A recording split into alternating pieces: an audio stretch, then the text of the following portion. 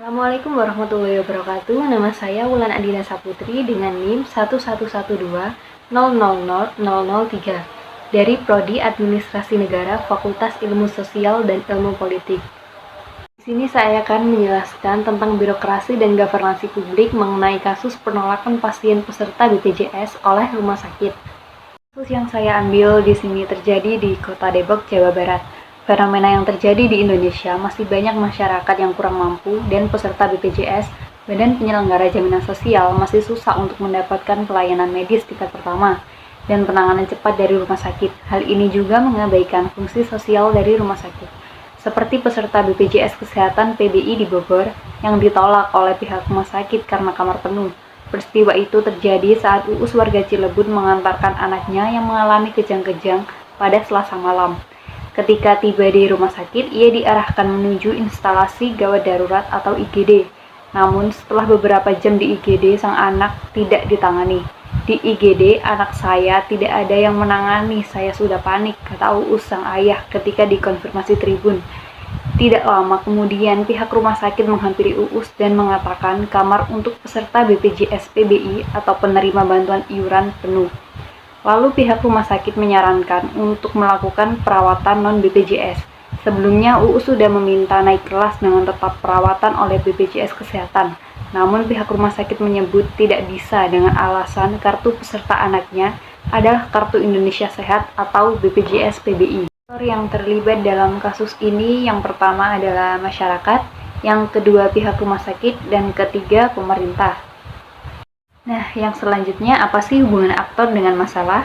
Pertama, masyarakat. Masyarakat diartikan sebagai pasien yang ingin mendapatkan perawatan di rumah sakit setempat dengan menggunakan BPJS.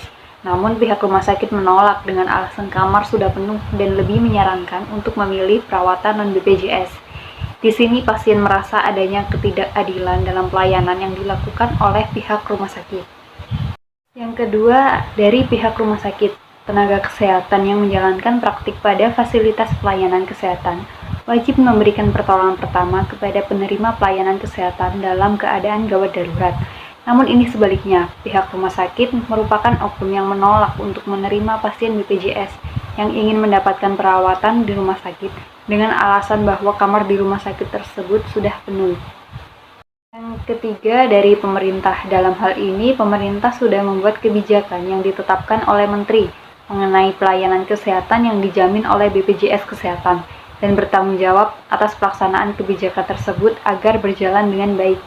Karena sudah jelas bahwa kebijakan yang ditetapkan terdiri dari pelayanan kesehatan pada fasilitas kesehatan tingkat pertama, pelayanan kesehatan pada fasilitas kesehatan tingkat lanjutan, pelayanan gawat darurat, pelayanan obat, alat kesehatan, dan bahan medik habis pakai, pelayanan ambulans, pelayanan screening kesehatan, dan pelayanan kesehatan lain. Namun masih saja ada yang tidak mengikuti peraturan yang sudah ditetapkan. Selanjutnya saya akan menjelaskan tentang hubungan antar aktor dalam masalah. Yang pertama, masyarakat dengan pihak rumah sakit. Masyarakat merasa dirugikan oleh pihak rumah sakit dengan adanya peristiwa ini. Pasien yang harusnya mendapatkan pelayanan kesehatan justru mendapatkan penolakan dari pihak rumah sakit hanya karena alasan kamar sudah penuh. Di sini dapat dilihat bahwa tenaga kesehatan di rumah sakit lalai dalam melakukan tugas yang seharusnya dilakukan oleh rumah sakit untuk membantu pasien.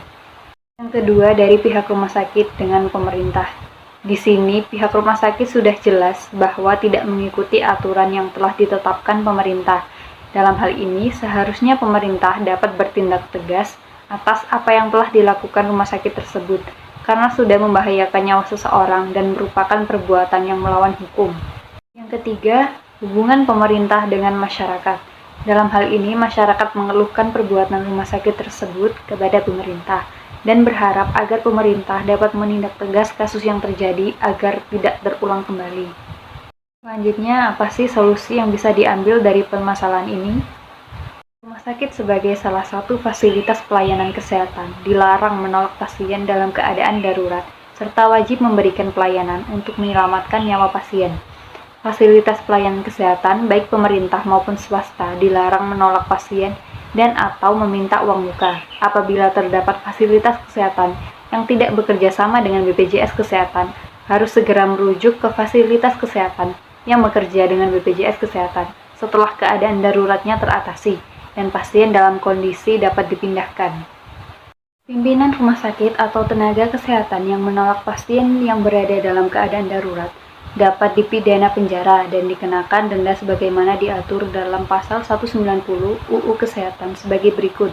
Yang pertama, pimpinan fasilitas pelayanan kesehatan dan atau tenaga kesehatan yang melakukan praktek atau pekerjaan pada fasilitas pelayanan kesehatan yang dengan sengaja tidak memberikan pertolongan pertama terhadap pasien yang dalam keadaan darurat sebagaimana dimaksud dalam pasal 32 ayat 2 atau pasal 8 ayat 2 dipidana dengan pidana penjara paling lama 2 tahun dan denda paling banyak 200 juta rupiah.